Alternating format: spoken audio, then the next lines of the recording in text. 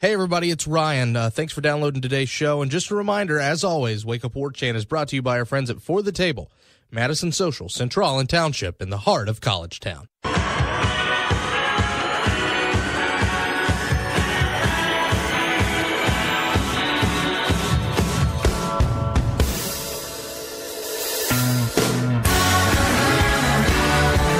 That's right, ladies and gentlemen, from Tallahassee to Thomasville and from coast to Atlantic coast, it's time to Wake Up War Chant here on 97.9 ESPN Radio, and it's a very happy Tuesday morning, October the 24th, to you and yours. You're currently listening to the voice of Ryan Kelly. I'm the director of digital media at warchant.com. Drew's on the other side of the glass, making things work. Drew Hicken, how are you, sir? I'm doing all right. How are you? I'm doing just fine. I hope you're enjoying this cold weather as much as I am. I hope you walked outside when you were headed to the station this morning and you said, this chill is wonderful. Yeah, I don't really like it this early. I know it always starts out that way. I prefer it when I'm walking to class. Yeah. But when I'm walking to my car in the morning to just come here, I would rather it not be cold, but I know that means that it's going to be cold later, so I'll take it. I was going to say, listen, the initial chill is never great. It's always, at least for the morning show, I know it's always my time to change from maybe swap out the gym shorts for some sweatpants. It's about that time. So, it's here. It's going to be in the 40s tomorrow. The 40s. So, you know that means it's going to be real chilly for us when we wake up. So, dress accordingly is, I guess, what I would say. Maybe a hoodie might be better there. Anyway, thanks so much for waking up with us here at 6 a.m. on 97.9 ESPN Radio. Hope you're waking up to this brisk, chill morning and enjoying it. Or maybe you're streaming over your mobile device, the TuneIn Radio app, the WTSM app. Of course, our own creation. We certainly thank you whenever you use that. ESPNTallahassee.com also has the streaming as well. The podcast comes out on all sorts of different places. I already mentioned ESPN.com. I already mentioned the WTSM app.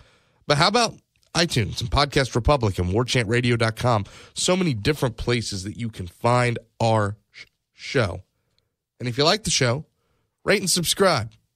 Give us a 5-star review. Plus, it helps you when you subscribe to the show because you don't have to go looking for it every day. And, of course, warchantradio.com.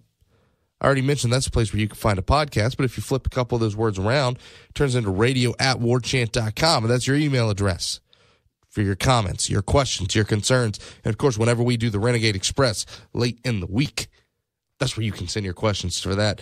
And if you have a Twitter account, at Wake Up War Chant. That's the Twitter account to send that to. All right, so we're technically a little behind this in the news cycle, but because we're a morning show, we haven't really had a big chance to break this down. It was just kind of developing. Nothing had really been confirmed when we were on the air yesterday. But, of course, we do have to lead off with the news that Jacques Patrick seems like he is most likely out for the season. Knee injury, a tear. He's going to have a surgery this week. They did not see it during the ball game, according to Jimbo Fisher yesterday. Said that he's just not a guy that swells very much. Patrick said he was fine, but his knee felt a little funny throughout that game. He plays through it, gets an MRI the next day after still kind of feeling a little funny and finding out that his season is most likely over. And it's just another shot to what has become honestly the perfect storm. There are a lot of seasons where you can talk about big critical injuries or big critical moments that didn't break the right way. I mean, heck, we've made fun of Florida's 4-8 season for almost half a decade now. Florida had a ton of injuries that year. That's not to excuse how bad that offense was. That was a really hurt football team with some really assistant coaching. The New England Patriots season, where Tom Brady goes down. Sure, they still make the playoffs, but they're a shell to a certain extent of what their ceiling was when Brady goes down.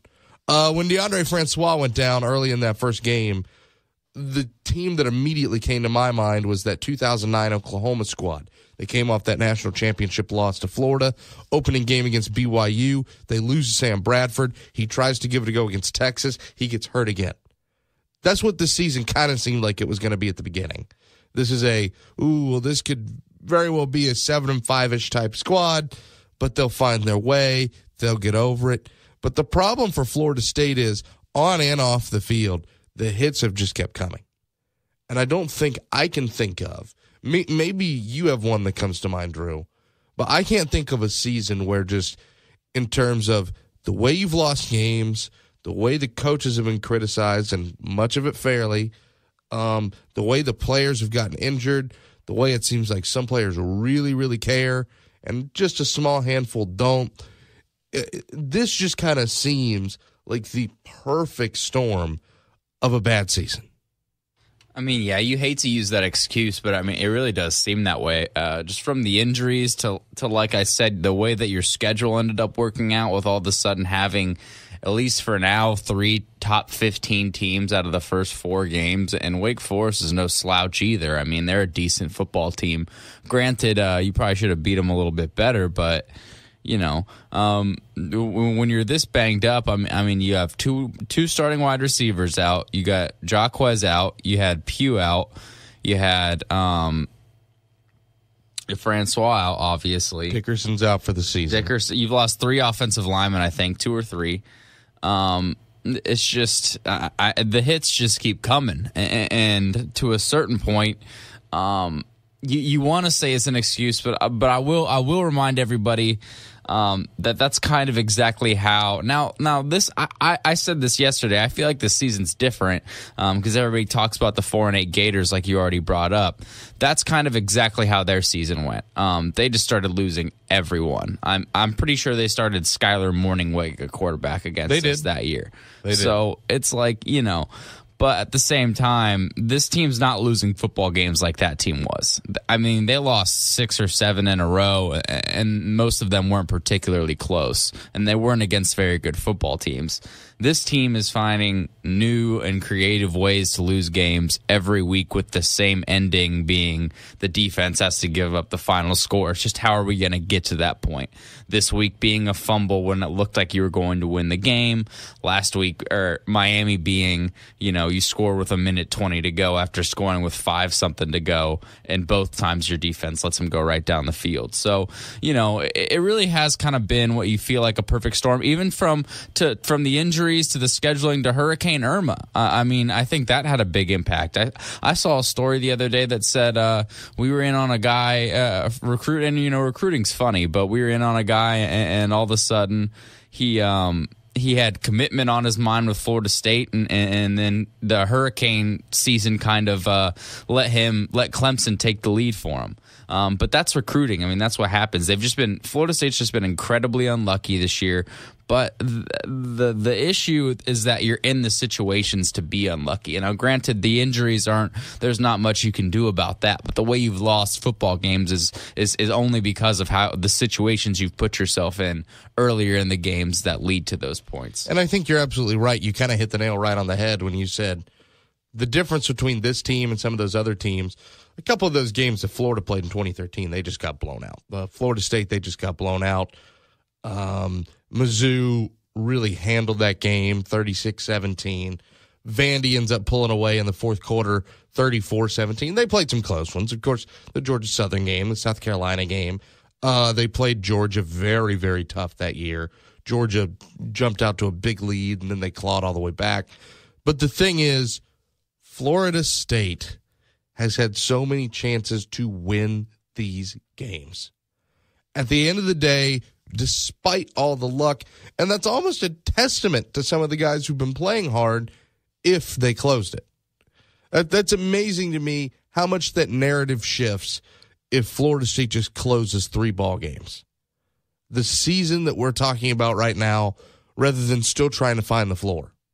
If Florida State's defense doesn't give up that 3rd and forever against NC State, and maybe they win that game, if they don't give up that drive to Miami, if they don't put the ball on the turf against Louisville and then let Louisville go straight downfield, with those 3 stops, we're talking about a 5-1 season. Obviously, we're not, and I'm not here to tell you that they're super close and all this, because to an extent you can say that, and Jimbo Fisher's been quick to say that. You know, we have to find the plays and find the inches. It's just those breaking points that this team is at. And that's true, but at the same time, when you look at those games, outside of the NC State game where they just played you tough start to finish, You shouldn't have been at a breaking point against Miami. You shouldn't have been at a breaking point against Louisville. You had chances early on in that game when your defense is giving you stops and you're getting some decent looks on offense to score points and give yourself a cushion, and it's not happening because this team can't play together for 60 minutes. It's just another situation where things have gone from bad with the injuries to worse with the situational play. And that overall is what burns you the most, is that you knew Florida State was in a place where the defensive talent was good enough, where everything around a quarterback was good enough to rise above this. And it hasn't happened. And I understand, we've talked about it. The offensive outlook has changed. You just lost your starting running back. You lost the best member of your offensive line. You've lost what seems like half your wide receiver core. And you've still had chances in these games. And you haven't been able to take care of business. I mean, yeah, and you're talking about a wide receiving core that was already very thin. So losing the people that you have, it's just no small task. And Landon Dickerson, like you said, he's your best offensive lineman. And honestly, Josh Ball has struggled a little bit. I think you've seen that throughout the few games that he's been in there. And that'll take some time. But that offensive line really couldn't afford to struggle anymore. Because you already have a 170-pound quarterback back there taking licks, to be honest with you.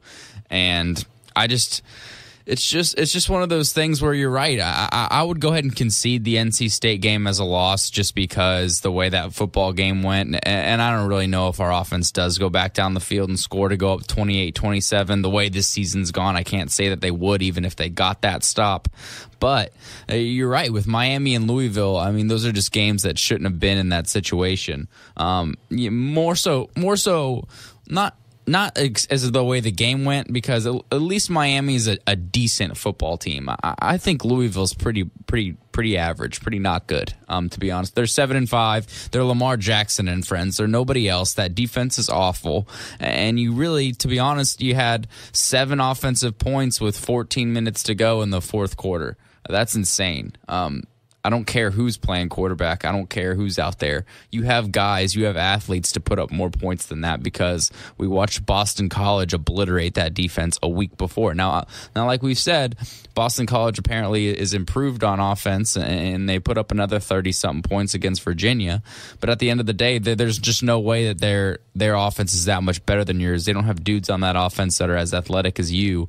It's just, but if you're right, if we pull out those wins, you're talking about a forward 2 year with Jimbo and a backup quarterback and all these injuries, and the tone around the program is so much different about kind of how Jimbo's been able to weather this storm and this and that, and how we still have kept it going and through the tough start and all that. But it's just not the case. Granted, it just goes to show you the line to be walked in any sport, college football especially, is just razor thin when the games are this close. You know, part of that goes back to something Gene Williams and I were chatting about on the postgame podcast against after the Louisville game that we recorded at the stadium, and it's the idea that, well, folks, when you have been playing with fire for literally since 2014, Florida State in games where they should be beating teams soundly, absolutely soundly, they haven't been doing it. Florida State has played to the level of its competition basically for 4 years now. And the problem is sometimes that competition is just a little better now. Listen, the ACC is a far better conference than it was. And there are some games that just aren't going to be blowouts anymore. Louisville, you mentioned it, has the best player in college football. Even if the rest of their team isn't always great, it's not always going to be a blowout. Boston College has a great defensive mind at head coach. Even if you have a really good team, it's not always going to be a blowout.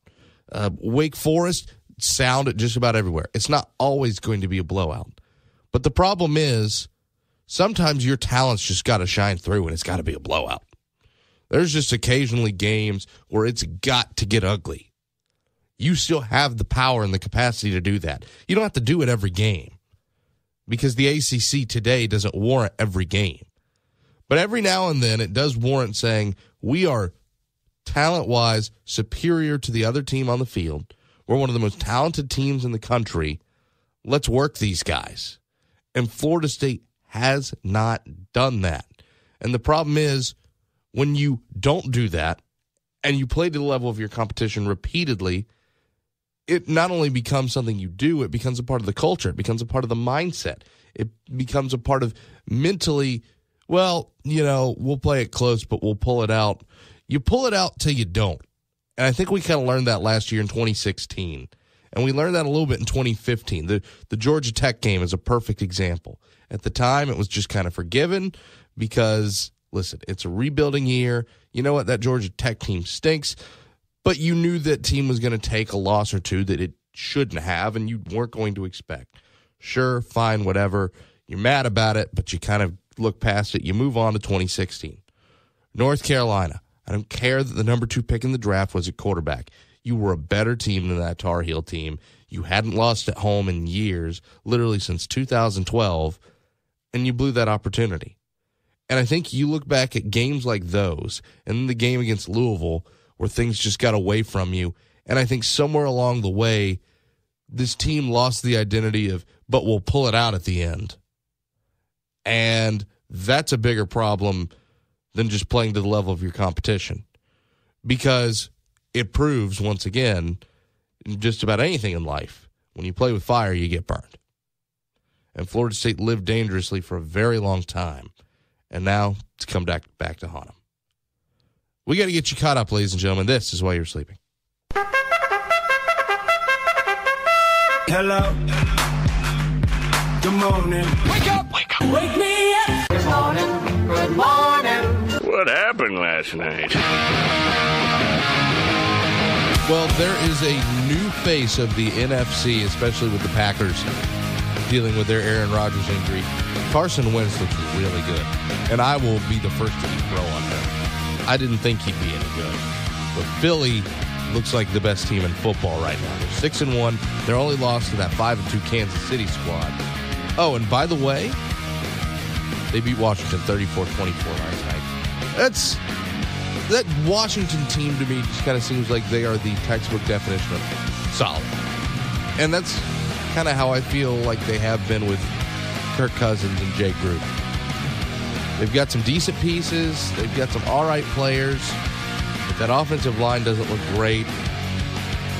I kind of wonder if Washington decides to move on from Cousins and doesn't franchise tag him, what a guy Jacksonville's interested in at the end of the year?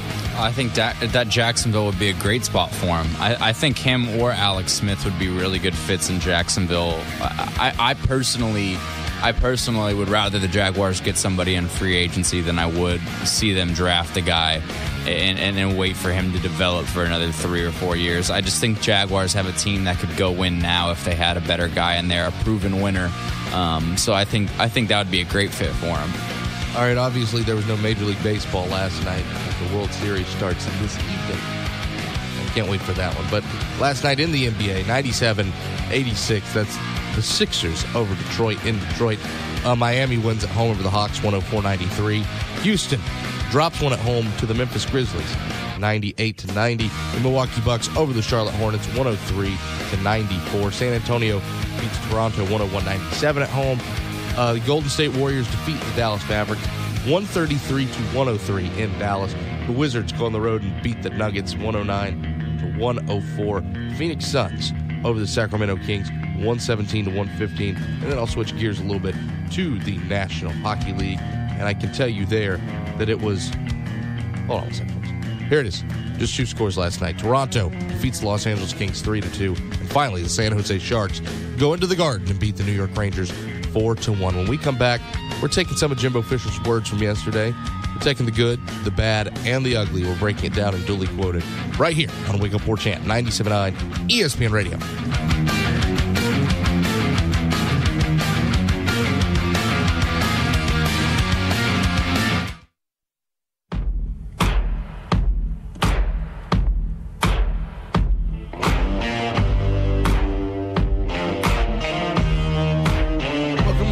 War Chant 97.9 ESPN Radio.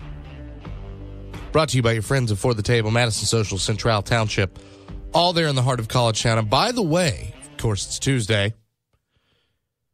Jimbo Fisher Collins show is tonight because of the weird week. But if you're looking to watch the Collins show on television while enjoying some great drink specials, well, our friends at Matzo have the hookup for you. Matzo, Central, and Township all are a part of the best happy hour in town from 4 to 7.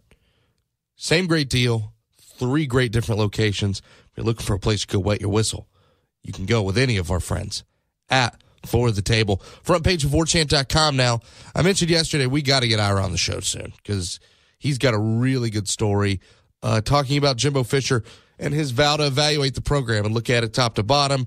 It says he's not a fan of in-season coaching changes, and he even went on to expound a little bit yesterday. We didn't make this a part of Duly Quoted, but it's always interesting to see how people shape things from experience and their philosophy from experience. And Jimbo Fisher went into pretty deep detail about why he's not a fan of in-season coaching changes, and a lot of that had to do with the time that Terry Bowden got pushed out at Auburn and what happened with that team and that culture and that locker room. I guess he just doesn't want guys to straight give up. And I get that. I do get that to an extent because Jimbo Fisher, another thing that he said yesterday that we didn't put in Duly Quoted that I think really makes sense is he's not really questioning the guy's effort. Now, there are a couple dudes who, when you look at them, you know they're not giving the effort. The eye test just doesn't pass. But for the most part, the guys on this team seem like they care. The ones that don't, they stick out. They glare. Gene and I talked about that on Saturday. You and I talked about that a little bit yesterday, Drew. But for the most part, I think it's just the idea that if you fire a coordinator through a 2-4 season, if you fire a position coach, are you sending the message that you give up? There's just really not a whole lot of good that comes out of midseason firings. I know that's what a lot of people want because it's an instant gratification kind of thing, and people want to see that he's upset and see that he's ready to make changes. But I think your best shot at this year being somewhat turned around is just to stick with the coaches you have and just try to ride this season out until you can make the necessary changes and get a whole new thing implemented in there, rather than just, I think if you fire somebody mid-season, unless it's like something like where it's the NFL and it's a 16-game season and you fire somebody 2 or 3 games in, I would say that's a little bit different of a scenario. But when you're 2-4 and it's a 12-game season and you're in college and you're working with college kids and not professionals, I think throwing in the towel would be synonymous with just going ahead and firing coordinators during the year. I just don't see a lot of good that would come out of that. I also see a fan's mindset in that it's something that we've talked about before. If you're a fan and you feel like something's underperforming and you feel like something in the staff isn't up to snuff, you want it stopped right there, because you don't want what happened last year when, the season's saved, so everything should stay the same. And the year before, I get a fan's perspective of if you feel like if you feel like something's not right on the body and you need to cut it off, then cut it off. Don't say, well, it looks like it's gone away, let's not worry about it. Yeah, well, the good news is that's not happening this year. Oh, I agree. I can go ahead and tell you guys, the season's not being saved. Things aren't going to drastically turn around. This is what it is. It's unfortunate. You're 6 games in. Your football team is who they are. Now, listen, I think the offense still has some room to improve. But to be honest with you, you just haven't had a ton of injuries on defense. And other than saying maybe there's fatigue there or sometimes the defense gives up because of the lack of hope in the offense, that's really the only 2 excuses you could give them for the way that they've underperformed. But you've seen how the defenses have steadily digressed with Charles Kelly at the helm. I just think, everybody knows it's time for a change there, and change will be made. But again, look at this season, see what we have left. There's just not a lot of good that would come of getting him out of there now, especially when I look at it also like, so say you get a new guy in there with the same players and midway through the year. What if he doesn't have an instant type impact? Are people already going to start letting his message wear off that quickly? I would rather a guy just have a clean slate, have an off season, figure things out, figure out the players, and run with that. I mentioned it. Jimbo Fisher had a lot to say at his press conference yesterday, and he said one really good, he said one really bad, and I shouldn't say he had one good, one really bad. He had one good, one interesting, and one really bad / ugly. So let's hit it. Ladies and gentlemen, it's duly quoted. Quote mode. We have ways of making talk. You talking to me? Okay, I'll stop. You know I talk too much. End quote mode. All right, we will start with what I thought was good from Jimbo Fisher's press conference yesterday. Some people will disagree with me, but Jimbo Fisher was asked again about his fan altercation by our own Gene Williams, and then by, I believe, Jordan Culver, the Tallahassee Democrat, has to follow up here. But anyway, just play the clip, and we'll break it down after. Jimbo, with the benefit of hindsight and all the publicity, do you kind of wish you would have ignored the fan that was kind of over the top? Not one bit. Okay. Because I don't expect that out of our fans in our stadium. We're walking off the field, and I'm walking off the field, and I'm looking at the hurt and watching our kids cry. And I look at the coaches, how hurt they were, and coaches' kids are standing right there by the tunnel, and they're sitting there listening to a guy in our own stadium. I expect that in another stadium. And I understand they're hurt. And in the print and the media, say what you want. You guys do your job. You do everything. I respect. That's part of what goes with coaching. That goes with it 100%. But to hear one of our fans reaching over saying that wasn't to me about our coaches and in front of their own kids and in front of their own players, I don't one bit. That doesn't belong there. And after not a heartbreak, not one that we went out there and dogged and kids didn't give effort and coaches didn't play hard and guys didn't give it all out. They laid their guts and their heart and their soul on the field. And for one of our fans to sit there and say that after that excruciating, that painful loss, walking through that stadium, one of our fans, which I'd have never thought in 1,000 years. In the media, on social media, that's all. Listen, guys, that goes with the territory. But to do that there, I don't regret it one bit.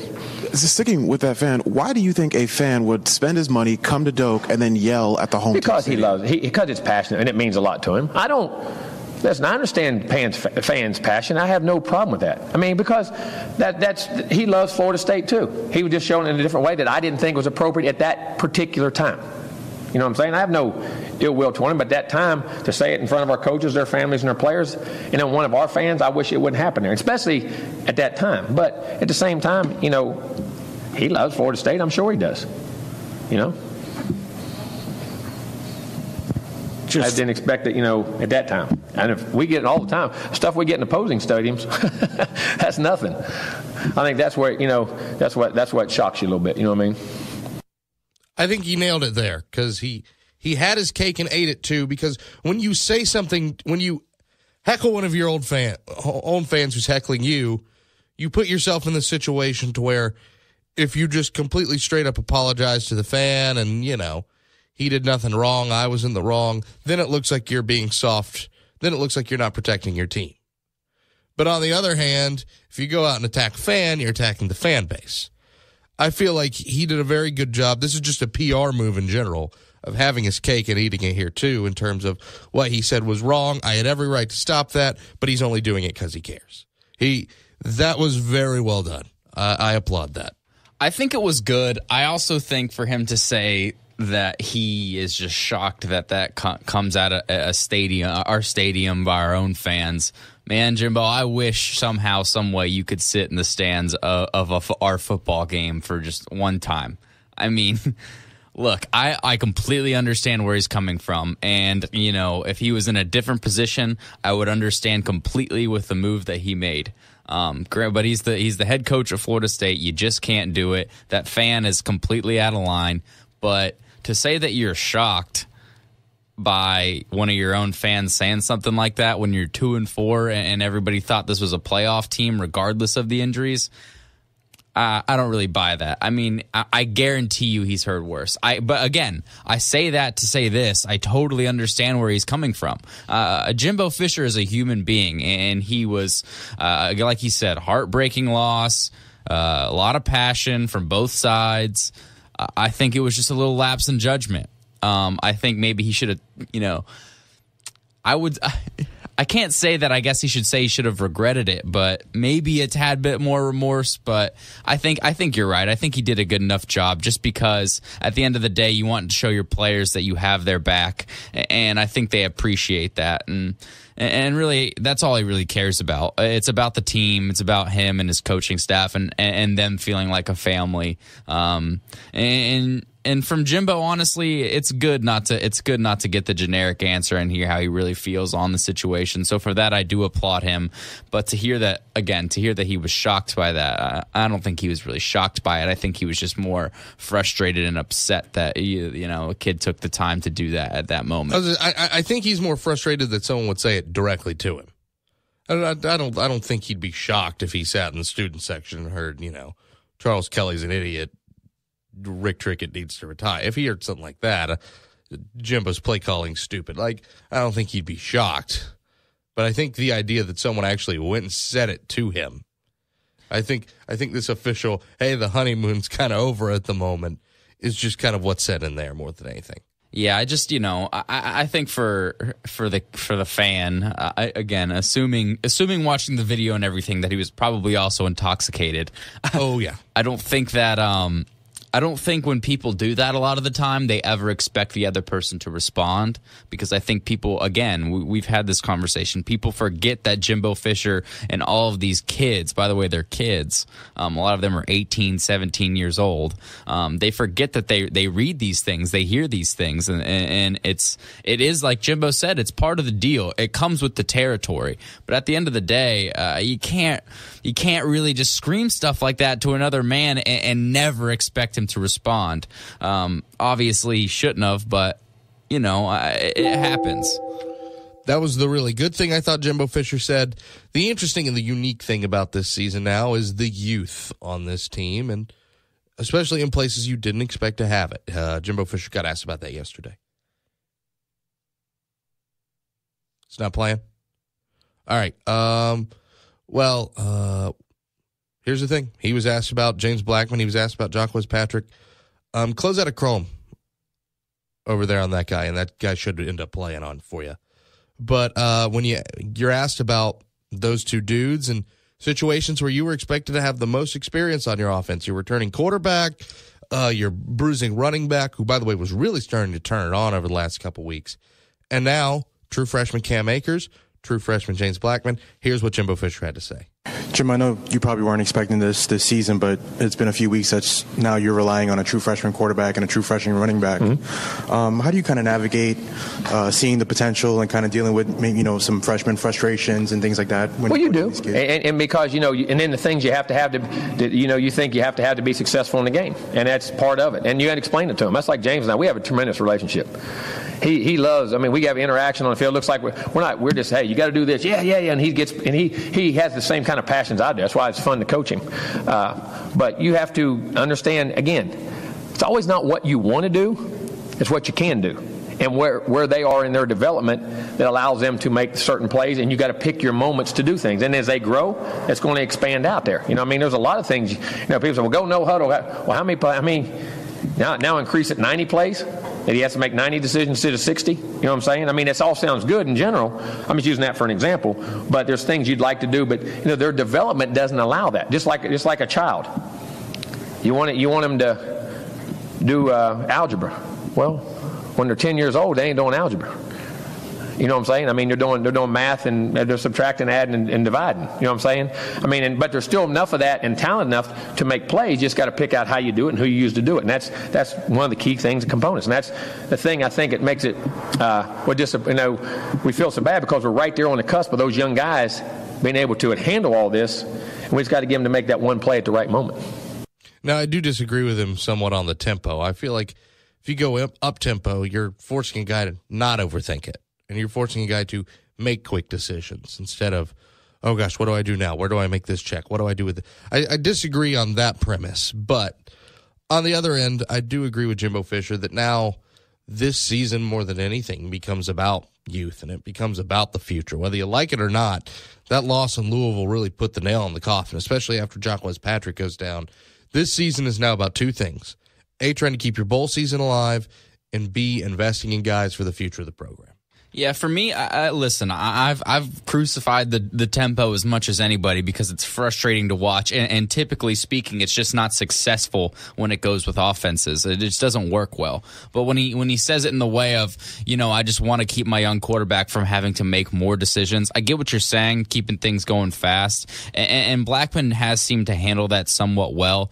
But you also do see where he's coming from and saying, because let's be honest, there are times in a game where Blackman has some throws where you're like, what the hell?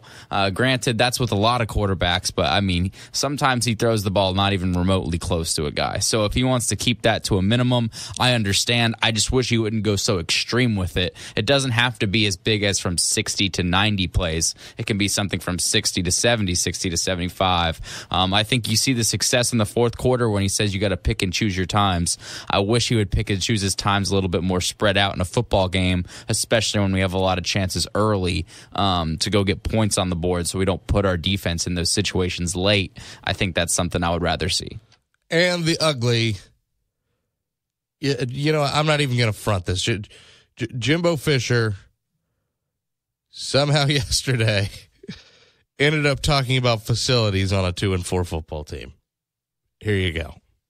Where do you find the balance between your record is your record? Like right now you're 2-4, but you're literally 3-4 plays away from being 5-1. How do you find the balance moving forward of what maybe needs to change and what is really close to being good again? Well, and that I do that at the end of every year. When we were 13-0, when we were 10-3, when we were 12-1. Those things, it's always been, I keep saying it's very close. And that's where you as a coach, you have to make the adjustments. And then you have to make whatever changes you need as far as what your schemes are, what you're going to do, how you change this part of your program, how do you, that's why I'm constantly, those are the things I talk about all the time when you're trying to add an operations building. To be able to get, I know that sounds not a time for that, but I'm saying, do I have a room to do this? Do I have something to do this? Can I have resources and money to be able to go invest in this or bring in consultants or bring in people who help change in that? It's a ever-changing thing, even when you're winning. It's not that you want things, but you're constantly trying to stay ahead of the curve in everything you do. Yeah, and I'm happy he kind of caught himself and said, maybe this isn't the time to say this, but he went there. And you can't go there when you're 2-4 and you've continually lost. You can't ask for more. That's just, I know it was what got the internet mad yesterday. It's what got the message boards mad yesterday. And when you do that, you sound tone deaf, and I don't blame fans for being mad. There's no real reason to break it any more down other than that's just terrible. You can't do that. Anyone who's mad at that should be. It's not that hard. When we come back, there's more on the other end. It's Wake Up War Chant, 97.9 ESPN Radio.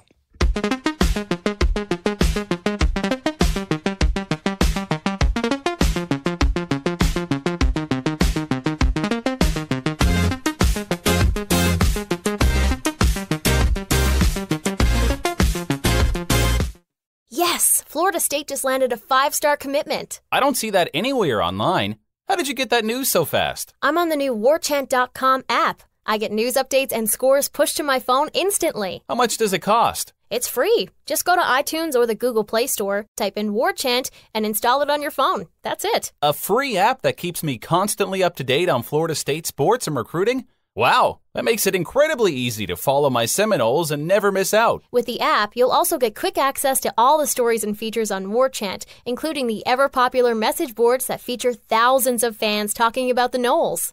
Warchant.com, your ultimate Seminole source.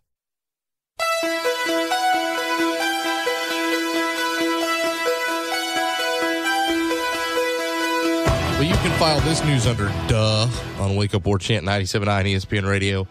Brought to you by your friends at For the Table. Sam Darnold expected to return to USC in 2018, according to reports that came out yesterday. You think? God, I hope so. At least for his sake. I mean, kid, if you want to make money, you got to come back another year. Yeah, I'm just glad that he's not even in the draft for my Jaguars to make the terrible decision to draft him. I said from the beginning of the year, I do not like him. I think he's got some tools there, obviously, but I mean, he's just played terrible. I think he can pull what I would call a reverse Matt Barkley. Because remember Matt Barkley at the end of his junior year, everybody just thought, this kid leaves now, he's number one. He came back, he stunk. I think he went in like the 7th round.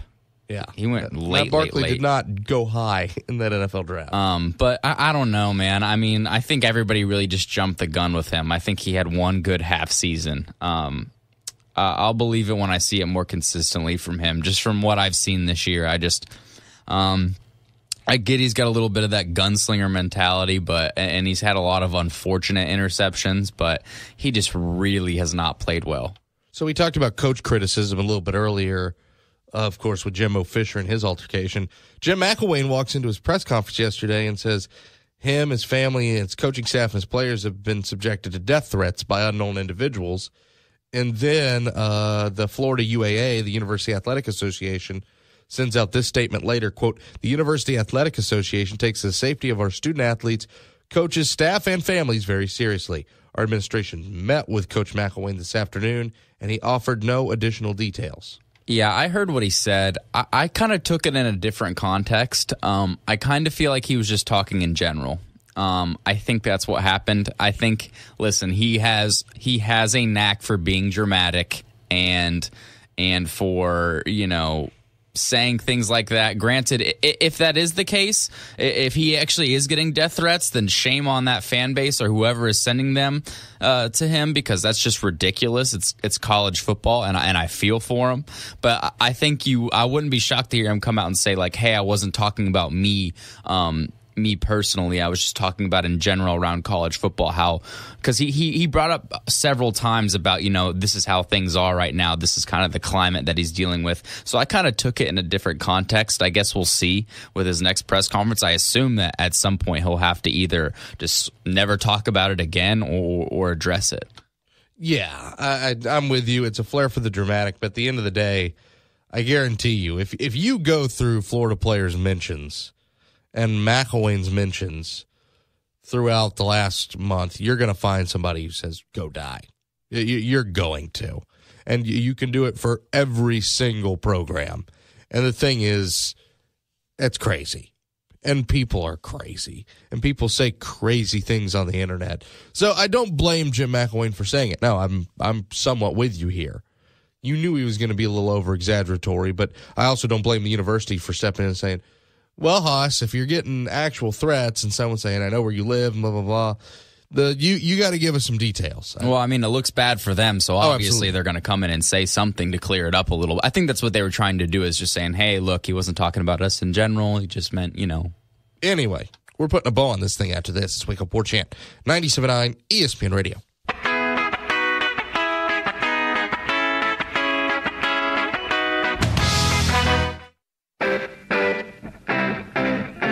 All right, so I know it's a quick time to put a bow on it here on Wake Up War Chant, but Drew, what would you do if you did what this Florida couple did and you ordered some 27-gallon containers off Amazon and you noticed how heavy they were and you opened them up to find out that 65 pounds of marijuana were hidden inside of them? That's according to WFTV over in Orlando. Could you imagine? So this is probably like an older couple who's just looking for some things to help around the house. Can you imagine opening up one of those containers and finding 65 pounds of weed? They were probably horrified. They probably thought they were in on some huge drug dealer or something. I assume they called the cops right away, and that's why we're reading about it. Oh, absolutely. They called the cops immediately. And you're right. They actually did spend a couple nights away from the house because they thought somebody's going to go find these drugs because they're going to try to stash this somewhere. So, anyway, we're done. My thanks to you. Thank you. Thanks to you guys for listening. Mike and Mike's up next, 97.9 ESPN Radio. WarChant.com is the ultimate inside source for FSU football and recruiting. And now you can get in on the action for free for an entire month. WarChant.com is offering a risk-free 30-day trial subscription. Get full access to the #1 website covering the Seminoles just by entering the promo code WarChant30. That's WarChant30. Sign up and get in on the world's most active FSU message boards. Receive breaking news, stories from our award-winning staff, plus get exclusive interviews and videos. Just enter the promo code WarChant30. WarChant.com, your ultimate Seminole sports source. Situations and things that we have always been able to do, but we have to learn to continue to do that. And unfortunately, you learn through adversity. And you're learning, the way that happens, you have to go through those experiences. You got to feel. And I'm gonna be honest with you, we feel awful. There is no easy way to say that loss is going to go away. That loss isn't going away. You have to use it. It eats at us. It makes us. We as coaches feel awful. We as players feel awful. We as an organization feel awful, just like the fans do. There's no problem with that. I understand that. But what you got to do is take those adverse moments and learn from them, and learn what that feels like, and need to be the ingredients that help in your development as a player, as a coach, and everything you do. And you got to get them to think about the basics and the things they got to do to execute in those moments and be able to play. But like I say, it's just things that have to, as I say, life experiences that you go through. And it's not from lack of want to. It's not from lack of practice. It's not from lack of anything. We have to learn to handle those moments and do our best in those exact moments. Like I say, I always say, you can be 3 for 3 in a baseball game, have no significant hits. You can be 0 for 3 and get the hit with 2 outs in the ninth that drives in 2 runs and be a hero. And that's what I think we're going through. And those kids got to learn that. They have to understand that. And we as coaches have to keep preparing them to understand it, put them in position, make sure that fundamentals, the basics, the things we ask them to do, they understand and they do, and for them to relax and do them. And like I say, that's got to be the ingredient to motivate you to go forward, so that feeling doesn't happen again. But as far as their heart, their desire, their competitive nature, the ability to bounce back, the ability to fight, scratch, claw, I don't question that at all. And I don't question the other, except that we have to do a better job as coaches to get them to understand that. And that's my job and our coach's job. And I'll stay on our coaches to be detail-oriented on every aspect of the game, everything they teach. I'll be detailed with them. I'll be detailed with the guys that I interact with when I coach. And we'll go right back out there and we'll line up and we'll play and go at it again. And that's about how we got to go. But as far as there was a lot of good things in the game, some guys made some big plays, some young guys getting better. Offensively, defense, was great stretches on defense. We gave up the first drive, then had a bunch of 3 and outs. They got a score. Had the huge 4th down stop, 4th and 1, 4th and 2. They were in field goal range to kick a field goal to go ahead. And we stop them and have a tremendous drive all the way back down, execute, and just unfortunately put the ball in. We handed it off with a poor technique, and it fell out. And so there's a lot of good things on offense to battle back 28-14 and do that. Have good opening. And again, opened up drives really well. Red zone with 3 for 3. 3rd down, 50% again. So all those things are going up, increasing. But again, it goes back to playing the key moments. And you got to be able to do that. And we got to get them ready to do that and keep coaching them. Questions?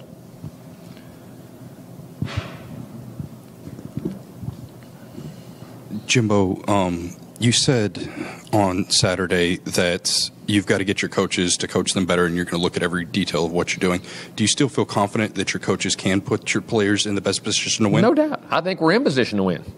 We're in position to make the plays. We're right there to make the plays. We just have to execute them and do them and get them confidence and thinking the right things. And what I mean by that is when you're up there, and I'm talking about going through these adverse moments, sometimes you're thinking about the result.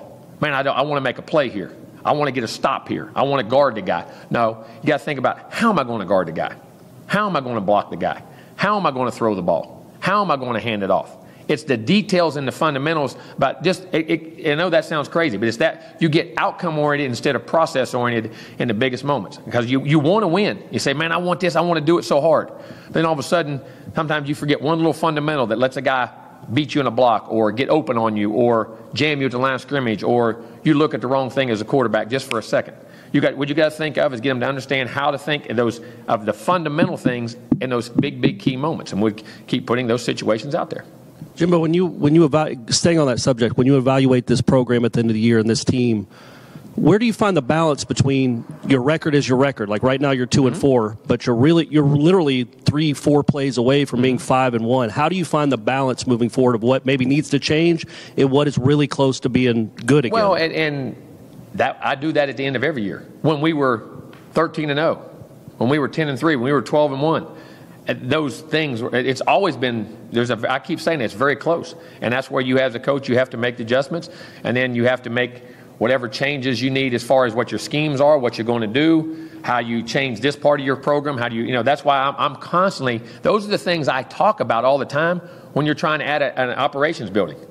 To be able to get, I know that sounds not a time for that, but I'm saying, do I have a room to do this? Do I have something to do this? Can I have resources and money to be able to go invest in this, or bring in consultants, or bring in people who help change in that? It's a ever-changing thing, even when you're winning. It's not that you want things, but you're constantly trying to stay ahead of the curve in everything you do. And we evaluate it from nutrition to weights to off-season. I mean, you guys have no idea the amount of time and how we strain and stress over every 365 days a year and every hour in which they spend, whether it's academics.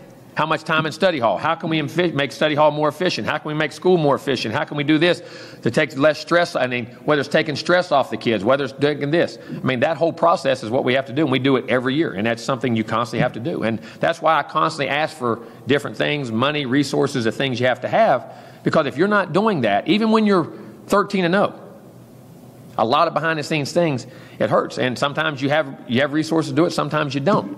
So you have to adjust and adapt. Jimbo, obviously the offense has had, it seems like all season there's been injuries and things like that to deal with. Defensively, though, how would you grade, midway through the season, how would you evaluate how the defense is performing? I don't want to give a grade on the season because I haven't. I kind of grade weekly on how we're doing and what we think are progressing and how we're doing it.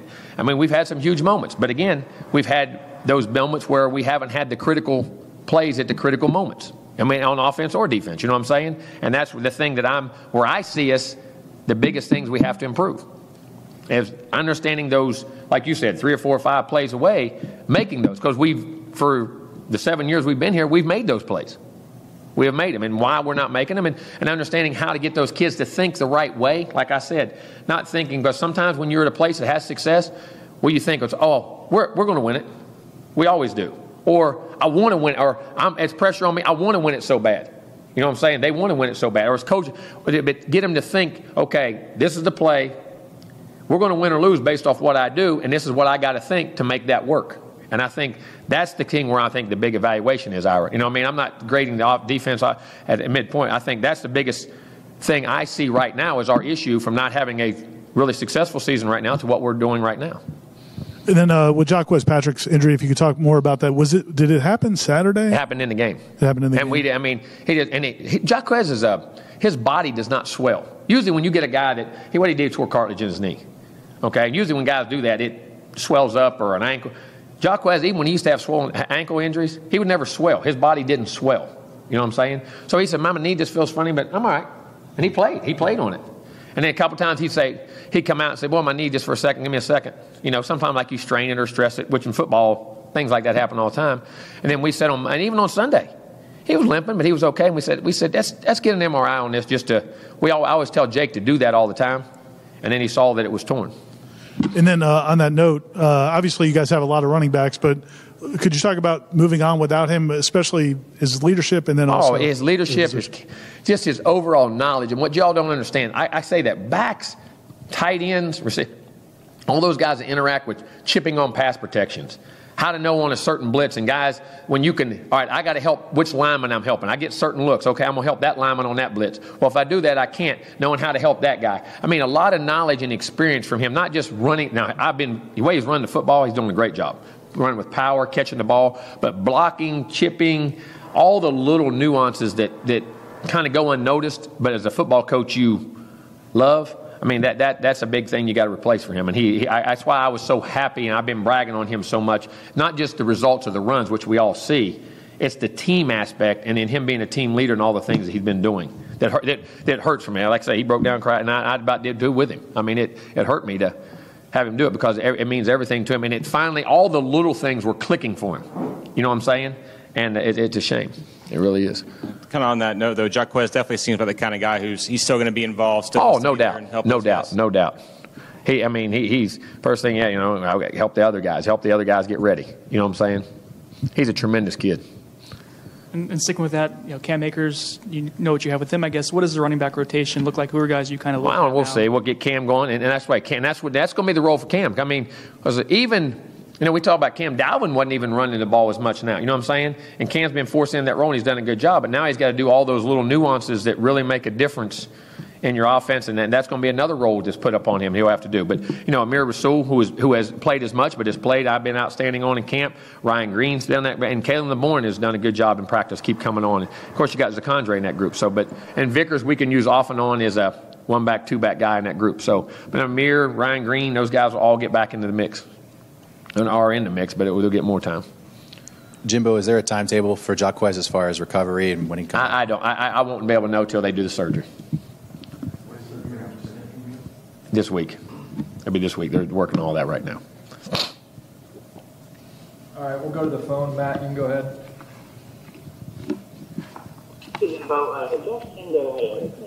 I'm sorry, you broke up. You broke up, Matt. Can you repeat it, please? I'm sorry. Yeah, Josh Kingo had a nice play against Louisville. Fumble. What kind of progress have you seen from him this season? A lot. I mean, Josh is a very conscientious guy, very smart guy, highly intelligent. Means a lot to him. It just gets better and better in all the. Early was in pass rush situations. Now he's gotten in there in run down situations, playing more and more, and he's going to be a heck of a player. We're very pleased with his progress. Extremely pleased. He's one of the, I think it's 3 or 4 guys from IMG Academy that you have. Can you tell the guys that are from IMG, or did they come in more developed at all? Well, some do, some do. I mean, I don't like to make a generalization of that because other kids from other programs come in really ready too. Those guys get a lot of coaching. They do a great job down there, and for the most part, those guys come in. What they do understand though, being in that environment and away from home, it's more like a college atmosphere as far as having a dorm life and things like that. They know that part of it, I think they really get adjusted to very well. But they do a great job coaching them, too, and those kids have come in very well prepared. Thank you. All right, Chris, you can go ahead. Hey, Jimbo, how you doing? Hey, Chris, how you doing, buddy? Doing great. Talk about Boston College defense. It seems like they're pretty good at getting better each week. They played against Notre Dame. I know Notre Dame had 2 running backs, plus the quarterback and all that stuff. What do you see on their defense that might be a problem Friday night? Well, I mean, one, they're versatile. A lot of blitzes, a lot of different fronts. Landry is a beast on the end. He can rush the passer. He can play the run. The other end, Allen, too, is now, if you look at their stats, I've never seen a defensive end leading him in tackles. And then he's a 1 sack behind Landry, and he's tied for him in tackles for loss, too, because I know everybody spends a lot of time on Landry, but they got a lot of other players. The backers are active inside. 94 is physical. He's strong. 96 is strong. Corners, it's the same guys that have been there forever. I mean, and they're big, they're physical, they jam you. 200-pound corners, safeties tackle really well. I mean, and they mix and match their coverage as well. They do a really good job. And talk about Anthony Brown, the quarterback. He was Player of the Week in the ACC. What type of quarterback is he? You see his confidence growing. I mean, now he's throwing the ball better. The quarterback runs, the bootlegs, the nakeds, but he's throwing the ball better, getting in comfort zone, getting him in now the right plays and the checks. What they do in the running game, he has to check and move those guys around. He's doing a really good job, and they're very talented in the backfield with the backs and what they do, and they're going to pound that football and create a lot of eye violations and a lot of different stuff that you just don't play against. Thanks, Jimbo. Good luck. Thank you, Chris. Jimbo, with the process versus the results, and obviously you've stressed process since you've been here. When you evaluate yourself and your coaches at the end of the year, how much is just, our record is our record, and that's how I'm going to judge us? It's why is it your record? You have to understand. That's like I tell our players. When you do something, why? And that's what we constantly evaluate every week. We break why did that happen? We go back and look at practice. Did we practice enough? Did we coach it enough? Did he get enough reps here and there? Did the guy get this? Did we... is that the situation we wanted to call it in? Is that the situation? I mean, you got to know why. And I think that's the key to just like we do every week with the game plan and what we're doing, how we're coaching it. Be the same thing at the end of the year. I do the same thing to myself. Nobody evaluates me or criticizes me more than me and everything that goes on. Nobody, not even close. Or second guess. I second guess myself 38 times to make sure I can verify every call I make, every decision I make, everything I do. You know what I'm saying? So we constantly have to understand that why. And I don't know, I'm sure you did. Lamar Jackson's long run is 51-yard run. DeMarcus Christmas runs 50 yards downfield and makes the tackle. That's what I say. You see the heart and desire. There's no lack of want to. And that was a great player who, we got one little gap, just about a half a man out, and he splits it, and he makes the guy miss. But you see the desire to play, the heart, the energy, the love to play. There's no quit in him. It's there. It was an unbelievable effort on the play. I mean, to see that shocked me. When he did it, I had to double take and say, was that Christmas? I mean, all the way down there at 50 yards away. Can you use that as a teaching tool? Oh, yeah, no doubt. We make examples of every day in the game. offense, defense, but we have a good and bad. I say the good, bad tape. You know what I'm saying? These are things we did good. This is why, and you show them why when you did this right and you did this, you had success. When you had failures, and this is why you did it. Then we have effort tapes. If there's poor effort, bad effort, good effort. You know what I mean? These are and when you want to, as I say, they say, well, you like him better than me. You know what I do? I'll go pull out 4 plays and I'll show that guy running around. No, I don't like him. I respect him. From what he's doing, I respect his knowledge of what he does and how he plays and how hard he plays. We constantly show those guys those things to, this is what we want. I mean, because most athletes and most people are visual learners. And you say, well, give effort, run hard. Well, they think they're running hard and they're not. This is what running hard is. We even go back to past teams of the 80s, 90s, our past teams I've coached before that film I have. This is what I'm talking about, to always give those guys visual images of what we want and how we want it. But those things, we do those constantly. Constantly. You remember LaMarcus had a play like that against Hey, the one he had, I've shown 100 times, where he blitzed off the side, he run, he dove, he circles all the way around, they throw it, he goes to make a tackle, falls down, gets cut, jumps up, and the guy's going for a touchdown and catches him at the other 20. If you look at the number of yards he ran on the play, it was like 160 yards. Go look at the last play of the national championship. Do you remember the double pass? When they threw it all the way over, then brought it back and did the whole thing down the sideline. If you look, the first guy to cut the ball off when they threw it out there was Marcus Joyner. He stops when they throw it back, and if you look, there's a picket line starting to form on that side where he could have got outside, and a guy like Nick Marshall getting down there with 1 or 2 guys, he could make you miss. He's the guy who split all the way back down on the 40 on this side after being on that side and got in front of it and cut it back to where the rest of our guys can make the tackle. Those things are constantly, we keep highlights and records of those things and show guys, when you hear me talk about guys that they say, Coach, man, you love, I say, yeah, but here's why. One, he was a great guy, but these are the things that he'd adhere you to. You know what I'm saying? His heart, his passion. You show him all the time. Do you think that Christmas play could be? Oh, I think it's one of them. I definitely do. You're talking about a 300-pound guy, 51 yards down the field, and who he ends up tackling. That's a classic. It really is. Wish he'd been 51 yards the other way. No, I don't mean that, but you know what I mean. But that is. It shows there's no quit or heart or desire in that thing. Jimbo, with the way you guys lost and how emotional it was, how tough is it on a short week to get the guys focused and get back into it? I don't think on any week it is. You either do it or you don't. Nike's saying just do it is about as good as it gets. And what I mean is, all right, you remember that feeling you had walking off that field? We got to put that behind us. It's tough, but you got to put that feeling, because that hurt. That still hurts in their heart, hurts in my heart. Hurts in our coach's heart. Hurts in everybody's heart that coaches and does anything with these players. That's never going away. You actually, the games you remember, that'll be a game I'll remember forever. I won't remember the wins. I couldn't even tell you a lot of stuff about the national championship. I can tell you everything about those games there. And you use that as motivation, and you don't want it, and you move on. And you got to drive, and that's what's got to push you. Coach, you talk about, the team's effort, we talk about Christmas. When they give so much effort and still lose, does the loss have a chance to kill that type of effort? No. To kill that desire? No, you should build on it. Because then you show them exactly those 3 or 4 or 5 plays. Now, what were you thinking here? Where was your mindset? All right, this is how close you are. You've come, it's like, I've climbed all the way to the top of the mountain. I don't jump off. You're pushing toward it. Why would I jump off? If I'm going to go that far, I'm going the rest of the way. And you show them you've went that far. Now, this is how you have to hit the peak. And you have to play these key moments and key situations with a certain mindset and a mind thought.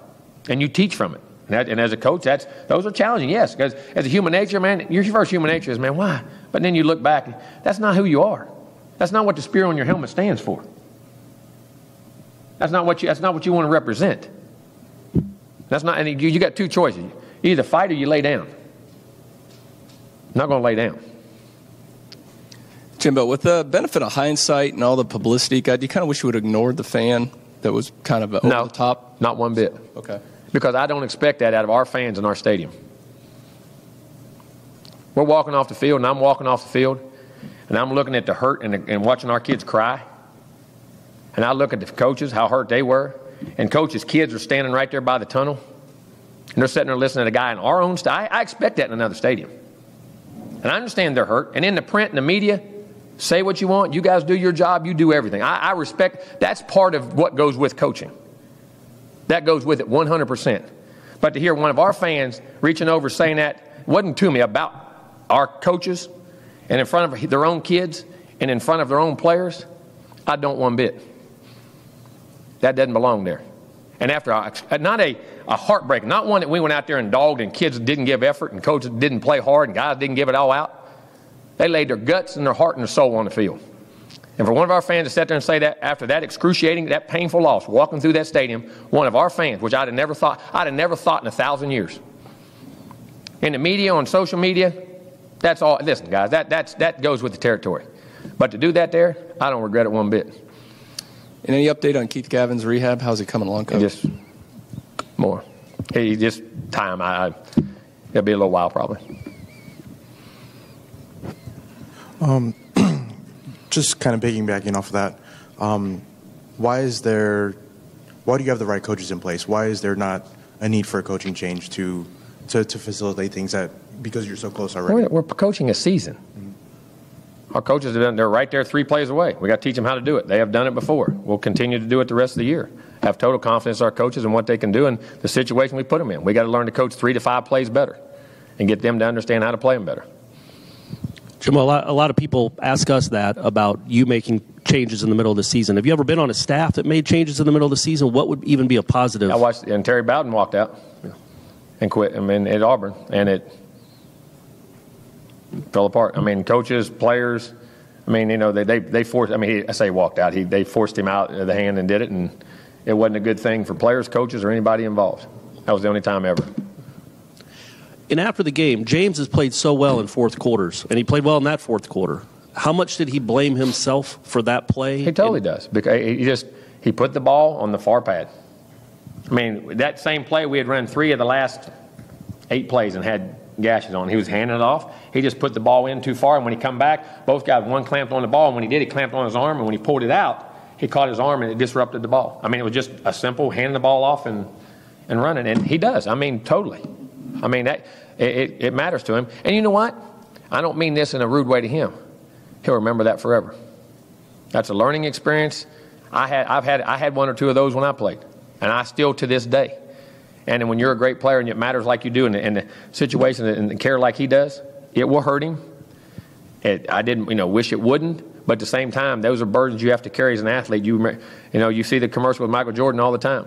When I got cut, or Serena Williams, I had the worst loss in biggest upset ever in tennis is why I'm motivated. And that'll be a thing I think that'll push him, because I know his mindset, push him to be a greater player. But he had to take that extremely hard on Saturday. Oh, it killed him. That's what I was talking about when I was walking off that field. When you see the hurt in their eyes, the care in their eyes, there's not a lack of effort, caring, or desire. We just got to learn to do it, and I got to make sure that every time he puts that ball, he puts it right on the belly button in practice, so he doesn't know any other way. His elbows are bent, knees are bent, eyeballs down. He's watching. He looks down, he puts it right on it, and we do it. And we'll do it 100. We'll do it over and over and over and over and over and over and over again. Jimbo, James, obviously, the first couple games didn't have any turnovers. The last few, he has had some of the interceptions. Is that, is it trying to make plays that aren't there? Well, no, and you're expanding things you do. You're expanding. You put a little more on it because you got to keep progressing, and you got to make. And not all the turnovers are on him. Sometimes guys have made a slight mistake on a route or something, but most of them are. But that's what's going to happen is you expand his knowledge of what he does, and you're trying to because you have to go expand your offense to score more points. People are starting to play what you do, and we had lots of opportunity. We moved the ball extremely well, but you got to take some chances in there, in what he does. And sometimes with a young guy, there's going to be a poor decision or a poor throw. Like one of them was neither one was really a poor decision. One was a poor throw, and one was a miss, just a hair off, wish we'd have turned the other way. One we just underthrew about a foot and a half, and we had a good situation, But those are going to happen because you got to go. You got to stretch the field at times. You got to do things. Coach, just sticking. Hopefully they don't happen. We'll continue to coach them until they don't. Sticking with that fan, why do you think a fan would spend his money, come to Doak, and then yell at the home team? Because he loves it. Because it's passionate, and it means a lot to him. Listen, I understand fans' passion. I have no problem with that. Because he loves Florida State too. He was just showing in a different way that I didn't think was appropriate at that particular time. You know what I'm saying? I have no ill will toward him. But at that time, to say it in front of our coaches, their families, and their players, and then one of our fans, I wish it wouldn't happen there, especially at that time. But at the same time, he loves Florida State. I'm sure he does. I didn't expect it, at that time. And if we get it all the time, stuff we get in opposing stadiums, that's nothing.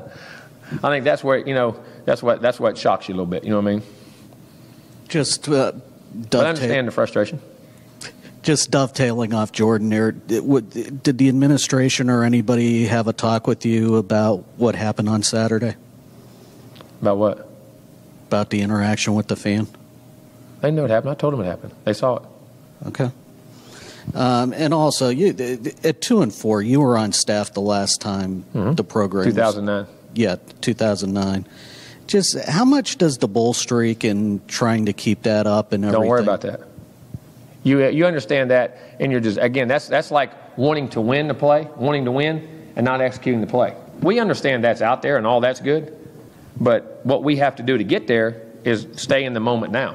You can't use that. See, that's a big picture thing. That's exactly what I'm talking about. I don't want our players doing. When you're lining up to win the play that wins the game, you're not thinking about winning the game. You're thinking about executing the play.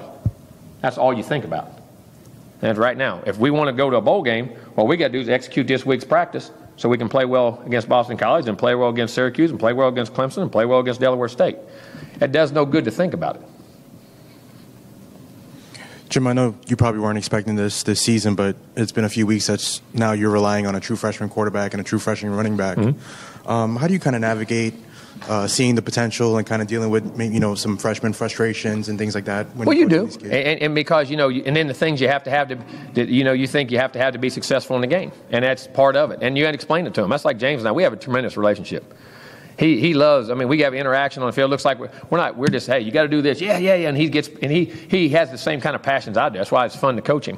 But you have to understand, again, it's always not what you want to do, it's what you can do, and where they are in their development that allows them to make certain plays. And you got to pick your moments to do things. And as they grow, it's going to expand out there. There's a lot of things. People say, well, go no huddle. Well, how many plays? I mean, now increase it 90 plays. That he has to make 90 decisions instead of 60. You know what I'm saying? I mean, it all sounds good in general. I'm just using that for an example. But there's things you'd like to do, but their development doesn't allow that. Just like a child, you want them to do algebra. Well, when they're 10 years old, they ain't doing algebra. You know what I'm saying? I mean, they're doing math and they're subtracting, adding, and dividing. You know what I'm saying? I mean, but there's still enough of that and talent enough to make plays. You just got to pick out how you do it and who you use to do it. And that's one of the key things and components. And that's the thing I think it makes it. We feel so bad because we're right there on the cusp of those young guys being able to handle all this, and we just got to get them to make that one play at the right moment. Do you think that how the season started, you guys would probably maybe loosen the reins a little bit, do some other things, or maybe? Excuse me? Would you be more free to call certain plays? You got to worry about their development. You can also ruin them. You can ruin it and take all of his confidence away where he never goes out there and plays worth a flip. And because if guys ever have total disaster areas at those positions, you can ruin them just as quick as you can make them. And I don't know. I wouldn't, because we still have a lot to play for, and we still have 6 more games to play, and we're going to play every bit of it to do what we think we can put them in the best position to be successful. Jimbo, what in the world's gone on with Boston College's offense the last 2 weeks? You look at these scores, and they don't look like Boston College scores. The quarterback's gotten better, and the quarterback runs and throws. They're running the football against the Louisville team was 14-7 with 2 minutes to go in the half.